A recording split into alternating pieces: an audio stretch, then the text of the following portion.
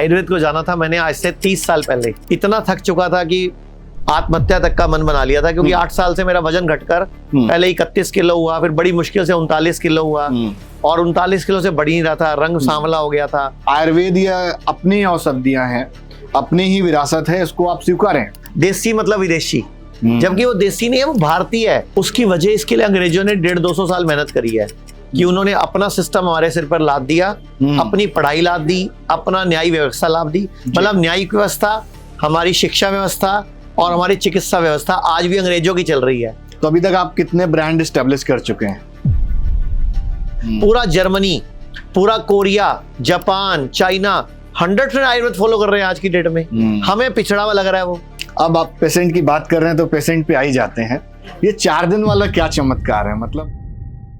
Hello दोस्तों, मैं आप सभी का बहुत स्वागत करता हूं अपने इस पॉडकास्ट में। आज हम हैं आयुर्वेद महोत्सव में, डे 2 है और हमारे साथ में हैं आचार्य मनीष जी। आप सभी ने इनको बहुत वीडियोस में देखा होगा, बहुत सारी अवेयरनेस करते रहते हैं। आयुर्वेदा कैपिटल ए से लेके स्मॉल ए तक कितना पावरफुल है, अगर किसी से समझना है तो मुझे लगता है he is the right person. तो सर, आपका स्वागत है इस पॉडकास्ट में। Thank you. तो आयुर्वेद को आपने पहली दफा कब जाना? आयुर्वेद को जाना था मैंने आज से 30 साल पहले जी। जब मैं खुद बहुत बीमार पड़ा था। मैं अपना इलाज कराने आयुर्वेद में गया था, क्योंकि उससे पहले मैं 8 साल तक एलोपैथी इलाज करा करा के थक चुका था जी। इतना थक चुका था कि आत्महत्या तक का मन बना लिया था, क्योंकि 8 साल से मेरा वजन घटकर पहले 31 किलो हुआ, फिर बड़ी मुश्किल से 39 किलो हुआ, और 39 किलो से बढ़ ही रहा था, रंग सांवला हो गया था। हर 3-4-6 महीने बाद जॉन्डिस, कभी बुखार, कभी वायरल, इम्यूनिटी वीक होता रहता था। जुकाम तो मेरा लगातार चलता था, लंग्स मेरे पूरे सांस नहीं ले पाता था, थोड़ा सा भी तेज चलता था सांस फूल जाता था। पढ़ाई भी बड़ी मुश्किल से दिक्कत पूरी करके, मतलब काफ़ी परेशानियां थी, और इतना दुखी था कि बस मन करता था कि सुसाइड ही कर लूं। तो ऐसे ही एक दिन मौसा जी मेरे आयुर्वेदिक डॉक्टर थे, वो बोलते कि मेरे पास आ, मैं इलाज करता हूँ। मौसा जी भी हैं? हाँ, मौसा जी 70 साल के हैं, 71 साल के हैं, और पूरे आप मिलके हैरान हो जाओगे। आप उनको देख के कह ही नहीं सकते 71 साल के हैं, फिट है बिल्कुल। और उन्होंने मेरी ज़िंदगी में आयुर्वेद की एंट्री कराई, और 3 महीने में मेरा 12 किलो वेट बढ़ा। मेरा 39 किलो वेट था, और 3 महीने मेरा 51 किलो वेट बढ़ा। तो ऐसे मेरी लाइफ में आयुर्वेद की एंट्री हुई। ठीक बात। आपने मौसा जी का जिक्र हर एक वीडियो में किया है, बट मौसा जी का नाम नहीं बताया। मौसा जी का नाम है डॉक्टर सत्यपाल छाबड़ा। अभी भी देखते हैं छाबड़ा। अभी वो हमारा जो दिल्ली वाला सेंटर है, मुरादनगर वाला, वो वही संभालते हैं। Oh great. तो 6 महीने पहले छाबड़ा साहब से अगर मिलना है वहां मिल जाएगा। हाँ, छाबड़ा साहब जो मेरे गुरु हैं, वो अभी इस टाइम हमारे मेरठ मुरादनगर सेंटर में मिलते हैं। वो हमारा सबसे बड़ा सेंटर है पूरे भारत का। तो जैसे आयुर्वेद की एक स्ट्रेंथ वाली बात आती है, मतलब आम तौर पे जैसे आपको मैंने बहुत जगह देखा हुआ है फील्ड में जा जा के, या पब्लिक अवेयरनेस करना, या लोगों को समझाना कि भैया आयुर्वेद या अपनी औषधियां हैं, अपनी ही विरासत है, इसको आप स्वीकारें। तो ये आम तौर पे अगर हम देखें लोगों में, इंडियन सिस्टम में कम ऑप्ट करते हैं, ऐसा क्यों? उसकी वजह इसके लिए अंग्रेजों ने 150-200 साल मेहनत करी है कि उन्होंने अपना सिस्टम हमारे सिर पर लाद दिया, अपनी पढ़ाई लाद दी, अपना न्यायिक व्यवस्था लाद दी। मतलब न्यायिक व्यवस्था, हमारी शिक्षा व्यवस्था और हमारी चिकित्सा व्यवस्था आज भी अंग्रेजों की चल रही है। हमारा अपना कुछ नहीं है उसमें। सही कह। हमें तो अपनी चीजों को देसी कहना पड़ रहा है, और देसी कह के उसकी हम वैल्यू कम करते हैं। हमारी देसी दवाई, हमारी देसी गायें, तो ये देसी शब्द भी बेकार है। इसके अब भारतीय गायें, भारतीय जड़ी बूटियां ऐसे बोलना चाहिए, क्योंकि देसी शब्द से ना उल्टा हम डीमोरलाइज होते हैं, हम नीचे आते हैं। हमें लगता है देसी मतलब बिल्कुल पिछड़ा हुआ। तो हमने खुद ही उस शब्द को खराब कर दिया। देसी मतलब विदेशी, जबकि वो देसी नहीं है, वो भारतीय है। उल्टा पूरी दुनिया अब उसकी वैल्यू समझ रही है। पूरा जर्मनी, पूरा Korea, Japan, China 100% Ayurveda follow कर रहे हैं आज की डेट में। हमें पिछड़ा हुआ लग रहा है वो। और मैंने तो आपको चमत्कार दिखाए हैं कि आप खुद। चमत्कार पर हम आ रहे हैं थोड़ा सा। आजकल के जो यूथ बच्चे हैं, जो भी बीएमएस कर रहे होंगे, या हो सकता है पीजी कर रहे हो, वो आमतौर पे ऐसे जज करते हैं कि अगर सफल डॉक्टर है, या सफल एंटरप्रेन्योर है, या कोई कंपनी का मालिक है, तो उसका कम से कम 100 करोड़ का टर्नओवर होना चाहिए, तो तब वो जाके इन्फ्लुएंस होते हैं। तो आप अगर बच्चों के लिए कुछ लर्निंग देना चाहें तो वो क्या है? देखो, मैं सब बच्चों से बोलना चाहूंगा कि पहली बात तो तैयारी ही आयुर्वेद का डॉक्टर बनने के लिए करो, क्योंकि भविष्य की स्कोप वहां पे आएगी, भविष्य में तरक्की वहां पे होगी। अभी आप एलोपैथी डॉक्टर बनने के लिए तैयारी कर रहे हो, आपको एलोपैथी में सीट नहीं मिलती तो आप आयुर्वेद में आ रहे हो। मैं बोलता हूं आप पहले ही मन पक्का करो कि मुझे तो आयुर्वेद का डॉक्टर बनना है। मैं गारंटी देता हूं, ज्यादा पैसा है, ज्यादा नाम है, ज्यादा इज्जत है, भारतीयता है, स्वदेशी है और देश की पैथी है। तो अभी तक आप कितने ब्रांड एस्टेब्लिश कर चुके हैं?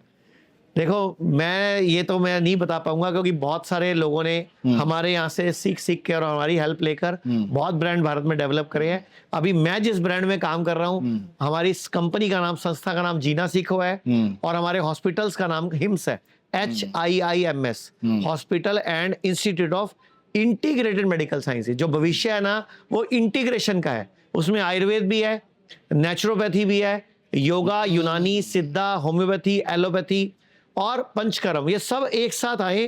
पेशेंट ठीक होना चाहिए, मकसद होना चाहिए। अब आप पेशेंट की बात कर रहे हैं तो पेशेंट पे आ ही जाते हैं। ये 4 दिन वाला क्या चमत्कार है? मतलब कैंसर का पेशेंट है, 4 दिन में ठीक कर दे रहे हैं। नहीं, 4 दिन में ठीक नहीं हो रहा, 4 दिन में रिजल्ट आ रहा है। 4 दिन पहला चेंज 4 दिन में दिख रहा है, 3 दिन में दिख रहा है, वो पहला चेंज है। मतलब ठीक तो नहीं हो रहा 4 दिन में।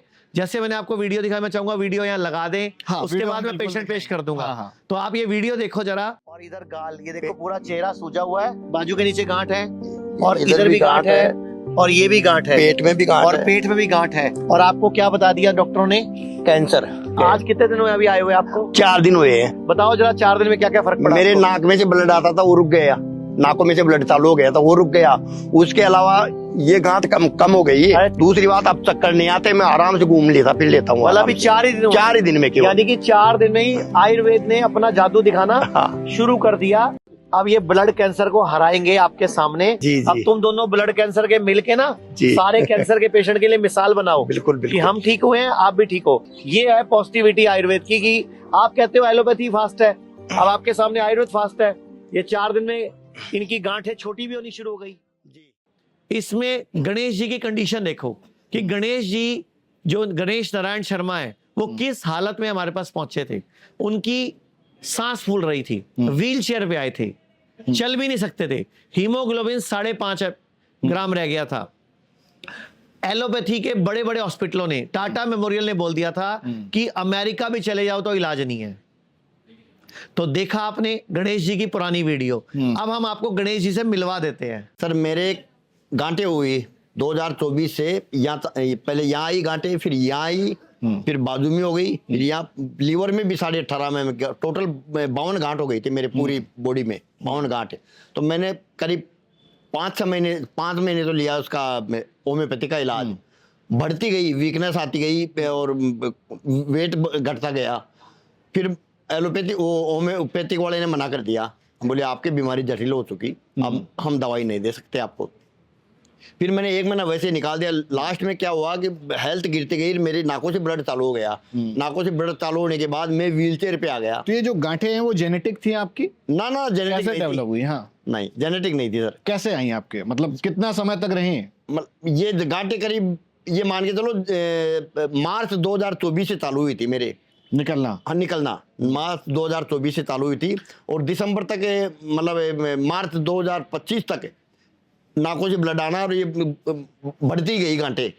नाकों से जो ब्लड आया, फिर मैं व्हीलचेयर पे आ गया ना। जब फिर मैंने जांचें करवाई जी एलोपैथी डॉक्टर के पास जाकर के, तो उन्होंने कहा, बोले आपके कैंसर हो गया, और पूरे शरीर, पूरी बॉडी में 52 गांठ, पूरी शरीर ही भरा पड़ा आपका। सारे डॉक्टर्स ने मना कर दिया था? सारे डॉक्टर्स ने मना कर दिया। जयपुर में भी मना कर दिया कैंसर हॉस्पिटल वालों ने, और वहाँ मुंबई में मना कर दिया। तो ये डॉक्टर साहब के पास कैसे पहुंचे? जो इन डॉक्टर साहब के पास मेरा जो भांजा था ना, भांजा बोले मामा जी अपन चंडीगढ़ चलते हैं। उन्होंने वो सिद्धू जी की वाइफ का वीडियो देखा था उन्होंने।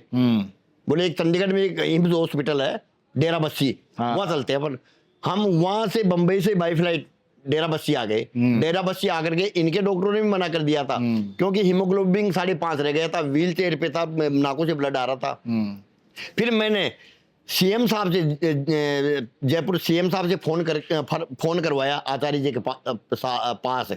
फिर आचार्य जी ने इनके डॉक्टरों को कहा, बोले इनको ले लो आप। तो 3 दिन मेरे को ऑब्जर्वेशन में रखा इन्होंने, केवल पर डे के 5 गिलास ग्रीन जूस के दिए। 2 दिन में मेरी व्हील चेयर छूट गई। वो 2 दिन में तो मेरा नाकों का ब्लड बंद हो गया। 4 दिन में मेरी व्हील चेयर छूट गई। 10 दिन बाद में योगा करने लग गया था। मतलब प्रॉपर 30 दिन मैंने ट्रीटमेंट घर पे लिया, और 45 दिन जो इन्होंने बताया ना घर पे, वो इनके हॉस्पिटल में लिया। 30 दिन तो इनके हॉस्पिटल में लिया, हिम्स हॉस्पिटल डेराबस्सी में, और 45 दिन मैंने घर पे लिया, जो इन्होंने बताया। जो ठीक बात। दिनेश जी, थोड़ा सा आप अपना परिचय और दे दीजिए। मतलब मैं गणेश नारायण शर्मा जयपुर का रहने वाला हूँ, जयपुर राजस्थान। जी, काम क्या करते थे? प्लाईवुड का काम है सर। प्लाईवुड का काम है। ट्रेडिंग का। अच्छा, हाँ, ट्रेडिंग का। तो वहां से आप जो है आचार्य जी के पास पहुंचे? जी सर। और अभी दवा चल रही कि बंद हो गई? ना, बंद हो गई मेरी। 3 महीने हो गए दवा बंद हुए। टोटल 4 महीने दवा चली थी। गांठें अपने आप चली गई? सब नॉर्मल हो गई पूरी, मतलब जांचें सब नॉर्मल है, कुल मिला के ये है। तो आचार्य जी की एक लाइन बनती है। मैं तो ये कहूंगा कि आचार्य जी हिंदुस्तान में एक ऐसे आदमी के जो घर बैठे लोगों को सजेस्ट कर रहे हैं, मोटिवेशन दे रहे हैं कि आप हॉस्पिटल में आने की जरूरत नहीं है, आप घर बैठे अपनी डाइट ठीक कर लो और लाइफ स्टाइल ठीक कर लो। ठीक बात कि अपने आप को हेल्दी कैसे रखना है। तो सर, गणेश जी की कहानी तो मैंने सुन ली। ऐसे और भी पेशेंट्स हैं जिनकी इस तरह की स्टोरीज हैं? मैं तो चाहूंगा, मेरे साथ पेशेंट आए हुए हैं, आप सुनोगे तो बहुत अच्छा लगेगा। हम उनकी बाइट लेंगे, बट एक जितने भी व्यूअर्स हैं ना, उनके लिए आप ये बताइए कि अगर किसी को हेल्दी रहना है, मतलब बीमार ना पड़े कोई, आयुर्वेद जो है यही सिखाता है कि कोई बीमार ना पड़े, अपने आप को मेरी पहले। लाइफ का मिशन भी यही है। हाँ। कि मेरा एक ही मकसद है, कोई बीमार ही ना पड़े, और पड़े तो सबसे पहला थॉट घर की रसोई, उसके बाद आयुर्वेद या नेचुरोपैथी आए थॉट में। ठीक, मतलब हॉस्पिटल ना जाना पड़े किसी को। यहाँ पे एकदम सेट हो जाए कि भाई घर तो के मैं नुस्खे से ठीक जितनी भी हो। रील्स बनाता हूँ, वीडियोस बनाता हूँ, मेरा एक ही मकसद होता है, लोग एम्पावर हो जाएं। जैसे आपने गणेश जी की वीडियो, गणेश जी को मिलवाया जी। तो गणेश जी अब कोई दवाई नहीं खा रहे हैं। हाँ, बताया अब 3 महीने से गणेश जी की सब दवाइयां बंद है। अब गणेश जी कैसे मेंटेन कर रहे हैं वो बताता हूं मैं। अगर आप ये सब डाइट चार्ट, इसको हमने नाम दिया पीएच बैलेंस डाइट चार्ट जी। अगर आप सब लोग ये डाइट चार्ट अपना लोगे तो इस जन्म में बीमार नहीं पड़ोगे। सर, तो डाइट चार्ट बड़ा सिंपल है। हाँ, डाइट चार्ट बताइए। जब रात को सोना है तो पूरब या दक्षिण में सिर करके सोना है। जब भी रात को लेटना है, बाईं करवट लेटना है। जब सुबह नींद खुल जाए तो सीधा उठना नहीं है, पहले बॉडी को हिलाना है। 2-3 मिनट बॉडी को हिला उलू के गर्म करना है पहले, ताकि ब्लड पूरा बॉडी में सर्कुलेट हो जाए, बॉडी गर्म हो जाए। उसके बाद रात को ही अपने सराहने के पास छोटा सा टुकड़ा अदरक, बड़ा टुकड़ा हल्दी और 10 कड़ी पत्ते रखने हैं हफ्ते में 5 दिन। सुबह उठते ही उकड़ू बैठ के आपने अदरक, हल्दी और कड़ी पत्ता चबाना है, उकड़ू बैठ के, सीधा नहीं खाना। हाँ, मैं समझ गया, मतलब नीचे पंडले बैठ के के। हाँ, बाद, समझ गया। और कम से कम 2 मिनट तक ऐसे बैठना है। होगा क्या, पहले 5 मिनट बाद ही आपको मोशन आ जाएगा। सबसे पहले अगर आपको हेल्दी रहना ना, तो आपको अपना मोशन सेट करना है, आपको अपनी पॉटी सेट करनी है। अंग्रेजों को तो पॉटी भी नहीं आती। इंग्लिश टॉयलेट सीट में बैठ के हमारी बॉडी डिटॉक्स भी नहीं होती, हमारी बॉडी क्लीन भी नहीं होती। सही कह। तो इसीलिए इंडियन टॉयलेट सीट है नहीं अब। तो क्या करो फिर, बॉडी को थोड़ा वैसा एंगल दे दो। तो उकड़ू बैठ के पहले अदरक, हल्दी, कड़ी पत्ता चबाओ, गरम गरम पानी पियो ऊपर से। अगर आप नहीं चबा सकते तो इसका काढ़ा बना के पी लो। काढ़ा बना के ले लो। उसके जस्ट बाद आप अपना योगा करो, प्राणायाम करो, सैर करो। नंगे पांव घास पे जरूर घूमना है, कम से कम आधा मिनट, दिमाग तेज करने के लिए और बॉडी में हमारे रसायनों को एक्टिवेट करने के लिए, और बॉडी में इलेक्ट्रॉन्स के लिए। जो हमारी बॉडी में फ्री रेडिकल्स घूम रहे हैं, उसके लिए बॉडी को एंटीऑक्सीडेंट चाहिए, उनको बाइंड करने के लिए एक एक्स्ट्रा इलेक्ट्रॉन चाहिए पेयरिंग के लिए, वरना वो बीमारी बनेंगे। तो उसके लिए सबसे अच्छी धरती है। तो नंगे पांव घास पे घूमो, दिमाग तेज होता है, आंखों की रोशनी तेज होती है और बॉडी को इलेक्ट्रॉन्स मिलते हैं। और रोज आधा घंटा से 1 घंटा धूप जरूर लेनी है। उसके बाद नाश्ता करो। नाश्ते में जो भी खाना है, जितना आपका वजन है, अगर आपका वजन 50 किलो से ऊपर है जी, तो आधा किलो पहले फ्रूट खाने हैं। अगर 50 किलो से नीचे है तो 250 ग्राम फ्रूट पहले खाने हैं, 3 से 4 तरह के, सीजन के होने चाहिए। उसके बाद आपको जो खाना है, रोटी, चावल, खिचड़ी, दाल, दलिया, भटूरे, टिक्की, समोसा, जो खाना है खाओ, मैं मना नहीं करता। खा सकते हैं, जो खाना है खाओ, लेकिन पहले नियम बना लो फ्रूट्स खाने का। फ्रूट्स खाने हैं। मतलब अगर आधा किलो से ऊपर वजन है आपका, 50 किलो से ऊपर वजन है तो आधा किलो फ्रूट्स, 50 किलो से नीचे वजन है तो 250 ग्राम फ्रूट्स पहले खाने हैं। अब आ जाओ लंच और डिनर में। तो पहले आपने, अगर आप 50 किलो से ऊपर हो तो 250 ग्राम सलाद खानी है लंच में, और अगर आप 50 किलो से नीचे हो तो 150 ग्राम सलाद खानी है। डिनर में पहले वेजिटेबल सूप पीना है। शाम को सलाद नहीं खानी, शाम को वेजिटेबल सूप पीना है, गरम गरम। क्योंकि शाम को कई लोगों को खीरा है, ककड़ी है, टमाटर है, प्याज है, सूट नहीं करते। तो आपको शाम को सूप पीना है। और जो भी खाना है ना, आखिरी भोजन जो है वो सूरज डूबने के आसपास कर लो। मतलब 6 बजे 7 बजे तक कर लो एटलीस्ट। बहुत ज्यादा आपका बिजनेस ऐसा है, बहुत ज्यादा आपको दिक्कत है तो 7:30 8 बजे तक कर लो, इसके बाद मत करो। ये 9 बजे 10 बजे मत खाओ।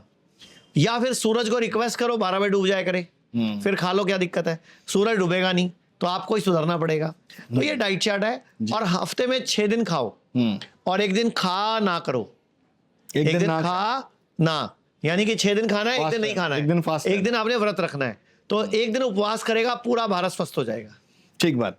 आजकल आपने अगर YouTube पर मोस्टली जो रील्स देखी होंगी वो चाय पे बड़ा चल रही है कि भाई ये चाय बड़ा हार्म करती है, तो इस पे क्या आपका कमेंट है? जो दूध वाली चाय है ये बहुत खतरनाक है। आपको पहली बात तो चाय पीनी क्यों है? जो चाय की पत्ती आपको दूध में डालते रंग छोड़ती है, पहले बताओ उसमें रंग आया कहां से? तो रंग उसमें डाला गया, चमड़े का रंग है वो, गाय भैंसों के जब खून निकलता है उसका पाउडर बनता है, उसका केमिकल बनता है, वो डलता है। कई तरह के दुपट्टे रंगने का रंग डलता है, कई तरह के केमिकल डलते हैं उस चाय में रंग डालने के लिए, तब चाय बनती तो है। और आजकल तो चाय में लोहे का बुरादा भी आ रहा है।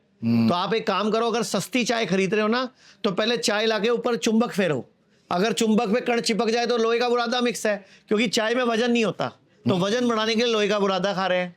उसके अलावा जब दूध में डालते हैं तो चाय में होता है फ्लेवोनाइड और होता है कैटोचिन, लेकिन चाय में होता है कैसीन नाम का प्रोटीन। तो जैसे ये दोनों आपस में मिलते हैं तो केमिकल रिएक्ट करते हैं, लीवर को खराब करते हैं। अब दूसरी बात, चाय में डलती है चीनी, चीनी में फास्फोरस है, दूध में कैसीन है। जब ये दोनों मिलते हैं तो ये कार्बन क्रिएट करते हैं, कार्बन क्रिएट होने से पेनक्रियास पे कार्बन आता है, उसकी वजह से डायबिटीज हो रही है। तो चाय की वजह से जोड़ों का दर्द, डायबिटीज और ब्लड प्रेशर, ये 3 बीमारियां बढ़ रही हैं। और चाय भारतीय हमारा पौधा नहीं था, भारत में कोई चाय नहीं पीता था, भारत में लोग काढ़ा पीते थे, भारत में लोग तुलसी, दालचीनी, इलायची, इन चीजों की हर्बल टी पिया करते थे। शिमला में, मतलब हिमाचल में, उत्तराखंड में, कश्मीर में कावा पीते थे। ये चाय हमारा नहीं था। बेसिकली चाय भारत में उगती थी कुछ इलाकों में, लेकिन जब अंग्रेज भारत में आए, वो ठंडे प्रदेश से आए, तो उनका ब्लड प्रेशर लो रहता था, तो वो अपना ब्लड प्रेशर बढ़ाने के लिए चाय के पौधे भारत में लाए और उन्होंने यहाँ पे खेती करी। और हुआ क्या, जो चाय भारत में उगी उसकी किस्म बड़ी बढ़िया उग गई, वो एक्सपोर्ट करने लग गए। बेसिकली अंग्रेज करने के आए थे भारत में, हमारी काली मिर्च के चक्कर में आए थे। अंग्रेज जो भारत में आए थे मसालों के लिए आए थे। और उसमें ऐसे भारत का एनवायरनमेंट बड़ा तगड़ा है, भारत पूरी दुनिया के मध्य में है, इसको जम्बू द्वीप भी बोलते थे पहले टाइम पे। तो भारत में जो जड़ी बूटियां उगती हैं हिमाचल में या हिमालय में, वो पूरे वर्ल्ड में कहीं और नहीं उगती, वो यहीं पे है। तो इसीलिए मसाले सबसे बढ़िया भारत के माने जाते हैं, केरल के, तमिलनाडु के या आपके कश्मीर के। तो कुछ जड़ी बूटियां उगती भारत में है, जैसे आंवला है, पूरी दुनिया में भारत में ही सबसे मुख्य पाया जाता है। ऐसे एक्चुअल में कहावत भी थी, आंवले का खाया और सियाने का खा बाद में समझ आता है। अंग्रेजों ने क्या कहावत बना दी, an apple a day keeps the doctor away, जबकि कहावत क्या होनी चाहिए, an amla a day keeps the doctor away. आंवला रसायन है, एप्पल में कौन सा रसायन है? एप्पल तो फ्रूट है, एप्पल में रसायन थोड़ी है। रसायन है तो आंवला है, शिलाजीत है, ये रसायन है। लेकिन हमें हमारे आयुर्वेद से दूर कर दिया। तो मैं तो कहता हूँ अंग्रेजों का बेड़ा गर्क को, अंग्रेजों को कीड़े पड़े, अंग्रेजों को मतलब कोई लाश के आग लगाने वाला नहीं है, जितना उन्होंने भारत का नुकसान किया है। थोड़ा सा हम लोग डायबिटीज में पहुंच ही गए, बिकॉज आपने जो सबसे ज्यादा जो एक डिसीज जो आज से चल रही है वो कैंसर है। तो कैंसर का तो आपने बता दिया क्या करना है, डायबिटीज का क्या तोड़ है? जो मैंने अभी डाइट चार्ट बताया है, बेसिकली वो डायबिटीज के पेशेंट के लिए ही बनाया था हमने पहले। डबल डी आजकल लोगों को बड़ा परेशान कर रहा है, पहला डायबिटीज और दूसरा डायलिसिस। मैं आपको क्या कहता हूँ, आप 3D से दूर रहोगे, डायबिटीज से भी, डिजीज से भी और डॉक्टर से भी, अगर आप ये डाइट चार्ट फॉलो कर लोगे। खैर डॉक्टरों से, आयुर्वेद के डॉक्टर कई बार कहते हैं सर हमसे भी दूर रहेगा। मैं कहता तुम टेंशन ना लो, तुम लोग डॉक्टर हो ही नहीं, तुम लाइफस्टाइल एक्सपर्ट हो, तुम सही गाइड हो, तुम तो वैद्य हो, तुम तो इनकी जिंदगी के दोस्त हो, तुम तो इनकी जिंदगी के गुरु हो, तुम तो इनको ट्रेड करते हो। डॉक्टर वो है जो ट्रीट करता है, लेकिन ट्रीट कहाँ कर रहा है? बीपी की गोली जिंदगी भर खाओ, शुगर की गोली जिंदगी भर खाओ, थायराइड की गोली जिंदगी भर खाओ, डायलिसिस एक बार शुरू हो गया बंद नहीं होता। तो मुझे ये समझ नहीं आता ना कि हम बीमारी के गुलाम हैं या दवाई के गुलाम हैं। तो दवाई वो होती है जो कुछ दिन खानी पड़े फिर बंद हो जाए। हमने भी बीपी की गोली बनाई है, शुगर की गोली बनाई है, किडनी की दवाई बनाई है, लीवर की दवाई बनाई है, डिप्रेशन की दवाई बनाई है, लेकिन वो थोड़े दिन खानी है फिर बंद हो जाती है। बाद में आपकी डाइट चलती है। जैसे गणेश जी ने क्या बताया कि अब मेरी कोई भी दवाई नहीं चल रही, 3 महीने से बंद है, अब वो इसी डाइट चार्ट पे हैं जिसको मैंने पीएच बैलेंस डाइट चार्ट बोला। ओके, तो डायलिसिस जैसे आपने बोला कि आजकल क्या है कि इस पे तो हॉस्पिटल ही चल रहे हैं सारे के सारे, मतलब देखो पहली बात तो जब किडनी फेल हो रही है तभी जाग जाओ, आयुर्वेद में आ जाओ। हम लोगों के भारत में अभी 58 हॉस्पिटल हो चुके हैं, 15 डे केयर सेंटर हैं, और हमारे यहाँ हर आने वाले 10 डायलिसिस के पेशेंट में से 7 को फायदा होता है। अभी तक जो रिपोर्ट है हमारी, 10 में से 70%, 10 में से 70% को फायदा होता है। 30-35% का डायलिसिस बिल्कुल बंद हो जाता है।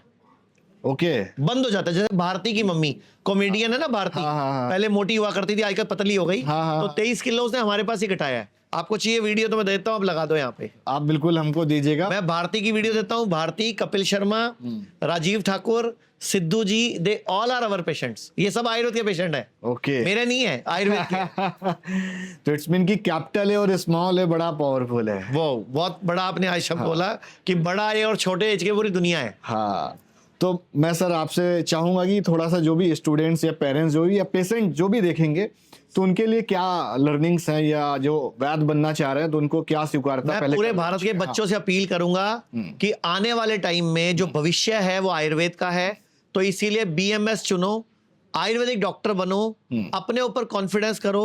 इससे कई आयुर्वेदिक डॉक्टर के बनने के बहुत सारे फायदे हैं। एक तो जिंदगी भर खुद फिट रहोगे, आपकी फिगर ठीक रहेगी, आपको बीमारियां नहीं आएंगी, क्योंकि आप दुनिया को जो ज्ञान देना है वो पहले खुद पे अप्लाई करोगे।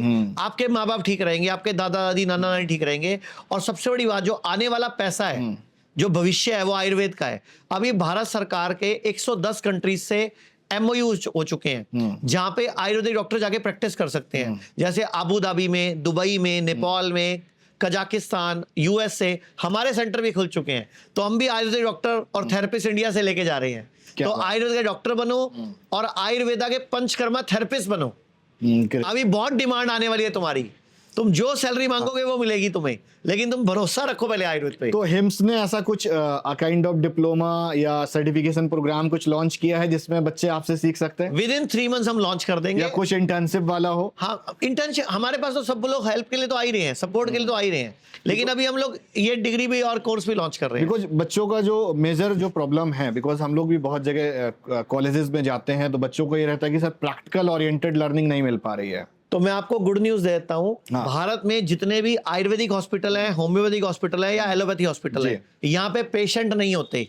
जब भी इंस्पेक्शन होता है तो सड़क से मजदूर, रेडी वाले, काम वाली माइयां, रिक्शा वालों को लिटा देते हैं, पेशेंट बना देते हैं, चाहे एलोपैथी वाले, एकदम सही कह रहे हैं, सब ऐसे ही करते हैं। तो हम लोगों ने इस चेंज को बदलने के लिए अब क्या किया है, हमने कॉलेजेस के हॉस्पिटल लेने शुरू कर दिए हैं। तो अभी हम 3 ले चुके हैं। सरस्वती कॉलेज आपका मोहाली वाला, गढ़ुआ वाला, इसके अलावा संस्कृति मथुरा वाला, और जो एक है बुल्डाना में, औरंगाबाद में, ये 3 हॉस्पिटल हम ले चुके हैं। अब वो 100% हम लोग संभाल रहे हैं। तो वहां पेशेंट खुल के आएंगे और वहां के बच्चे जो डॉक्टर बनेंगे वो एक्सपर्ट बनेंगे, ट्रेंड बनेंगे, बिकॉज वो रियल पेशेंट देखेंगे, प्रैक्टिकल ओरिएंटेशन मिले। तो ऐसे हमने और कॉलेज से डिमांड करी, तो हमारे पास 52 हॉस्पिटलों के वो आ चुके हैं लेटर्स कि हमारा हॉस्पिटल भी संभाल लो। तो अभी हमने 3 पहले प्रैक्टिकल रन कर लेंगे, जब वो हो जाएंगे तो और कॉलेजेस भी हम लेना शुरू कर देंगे। मेरे पास में भी सर काफी सारे क्लाइंट्स हैं जो मेरे कॉलेजेस हैं, और मुझे इवन कि मेरे को 2 एमबीबीएस कॉलेजेस ने रिक्वेस्ट करी है हमारा हॉस्पिटल भी संभाल लो। ओके, अंत में एक प्रश्न लेंगे कि डोमेस्टिक मार्केट में ज्यादा पैसा है कि ग्लोबल ज्यादा पैसा है आयुर्वेद में? देखो, पहली बात तो डोमेस्टिक में ज्यादा पैसा है, क्योंकि अभी लोग आयुर्वेद को समझते हैं। विदेशों में एक प्रॉब्लम है, विदेशों में कानून बड़े उल्टे सीधे हैं। मैं पिछले 1.5 साल पहले यूएई के जो दुबई के शेख हैं उनसे मिला था, और मैंने उनसे एक रिक्वेस्ट की थी कि आप हेल्थ इंश्योरेंस में आयुर्वेद को कवर करो। तो अभी 9 महीने पहले पूरे यूएई में, Dubai, Abu Dhabi, Ajman, Oman, सब जगह पे हेल्थ इंश्योरेंस में आयुर्वेद शुरू हो चुका है। और भारत सरकार ने भी 2022 में आयुर्वेद में हेल्थ इंश्योरेंस शामिल कर दिया है। तो आयुर्वेद का भविष्य ज्यादा बेटर है। अभी सीजीएचएस, सीएपीएफ में भी आयुर्वेद सारे पैनल्स आ रहे हैं। हाँ, सारे पैनल आ रहे हैं। और एक अलग बात है, बाद में पैसा नहीं आ रहा, तो वो भारत सरकार ठीक कर रही है उसको। हाँ, हेल्थ इंश्योरेंस में सारे पैनल आ चुके हैं। ठीक है सर, बहुत अच्छा लगा आपसे बात करके। और मैं चाहूंगा आप वो पेशेंट से मिलवा दो जो हांगकांग से आई है मैडम। श्योर, हम बिल्कुल दिखाएंगे। रवि भेजना उनको, रवि वो हांगकांग वाली मैडम को भेजना। मैंने बोला था रुक जाओ 1 मिनट 2 मिनट, मैंने बोला 5 मिनट रुक जाओ। अच्छा, कोई बात नहीं, आप मुझे जो है उनका वीडियो दे दीजिएगा, बिकॉज आपने एक वीडियो आप जो पेशेंट्स के जो मिरेकल जो चेंजेस आते हैं, मतलब आप उनको बोले कि मैं आपको जादू वाले जो चेंजेस आते हैं, मैं ये उस उनमें मैडम से का एक केस बता देता हूँ, आप उसमें क्लिप डाल देना। हाँ जी, हाँ जी। ये मैडम हांगकांग से हैं, इनको ब्रेस्ट कैंसर हुआ था, जी। ब्रेस्ट में गांठ थी। पहली बात तो ब्रेस्ट में कैंसर नहीं होता है, ब्रेस्ट में गांठ होती है। लेकिन जब हम मैमोग्राफी कराते हैं, पेट स्कैन कराते हैं या बायोप्सी कराते हैं तो कैंसर बन जाता है। 10% लोगों को एक्चुअल कैंसर होता है, 90% को कैंसर बना दिया जाता है। मतलब बिजनेस ज्यादा आ गया, कॉर्पोरेट हॉस्पिटल आ गए, डर तो आएगा, business create पैसा हो- ज्यादा आएगा। बायोप्सी करने के बाद वो फैल जाती है गांठ, तो ये दिक्कत बढ़ जाती है। तो मैं बोलता हूं कि उनको ब्रेस्ट कैंसर हुआ, उन्होंने ब्रेस्ट रिमूव कराई, डॉक्टर ने बोला आपकी नई ब्रेस्ट बना देते हैं, तो पेट से मांस लेकर नई ब्रेस्ट बना दी गई। उसके बाद उनको दूसरी ब्रेस्ट और उस ब्रेस्ट का साइज सेट किया गया। जहां से मांस निकाला वहां पे गांठें आ गई, यानी कि वहां पे कैंसर आ गया। तो कैंसर पूरी बॉडी में फैल गया, यानी कि 4 स्टेज हो गया। जी। अब डॉक्टर बोल रहे हैं हमारे पास कोई इलाज नहीं है, और जो ब्रेस्ट नहीं बनाई थी उसमें इंफेक्शन आ गया, 2 करोड़ रुपए खर्च हो गए, और जहां से ब्रेस्ट निकाली थी वहां दर्द शुरू हो गई। दर्द इतनी कि पेन किलर खाएं तो भी ठीक ना हो, 3 समस्याएं हो गई। मॉर्फिन खाएं तो भी ठीक ना हो, और डॉक्टर के पास गए तो बोलते जिंदगी भर दर्द के साथ जियो। कहते क्या जियो, मैं तो रोज मर रही हूँ 1-1 मिनट। वो हमारे पास पहुंची और आप हैरान हो जाओगे, 4 दिन में उनका दर्द की गोलियां, मॉर्फिन का इंजेक्शन सब बंद हो गया। और आज 7 महीने हो गई हैं, उनकी सारी रिपोर्टें नॉर्मल हैं।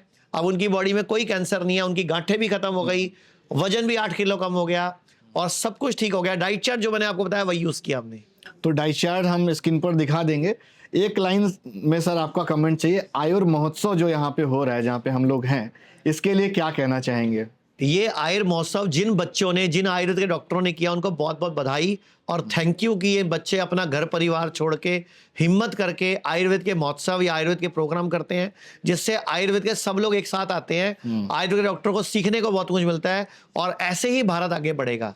तो इनके लिए बहुत बहुत बधाई। और दर्शकों के लिए एक लाइन बोलना चाहूंगा, जो भी खाना आप सूरज डूबने से पहले खाते हैं, जो भी खाना आप सूरज डूबने से पहले खाते हैं, वो अपने पालन पोषण के लिए खाते हैं, यानी कि अपने भले के लिए खाते जी। हैं। और जो भी खाना आप सूरज डूबने के बाद खाते हैं, वो बड़े बड़े हॉस्पिटलों को आप पेट भरने के लिए खाते हैं।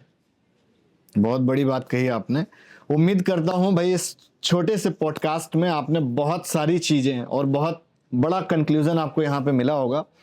आचार्य मनीष जी का बहुत बहुत धन्यवाद, आभार, आपने मुझे समय दिया। और मेरे जो भी दर्शक हैं उन्होंने खूब एंजॉय किया होगा उस पॉडकास्ट को, और आयुर्वेद को कैसे अपनाना है वो सर ने बहुत शुरुआत में ही खूब गोले दाग दिए अंग्रेजों पे, तो मुझे लग रहा है कि हम लोग जल्दी से स्वीकार करेंगे। नमस्कार।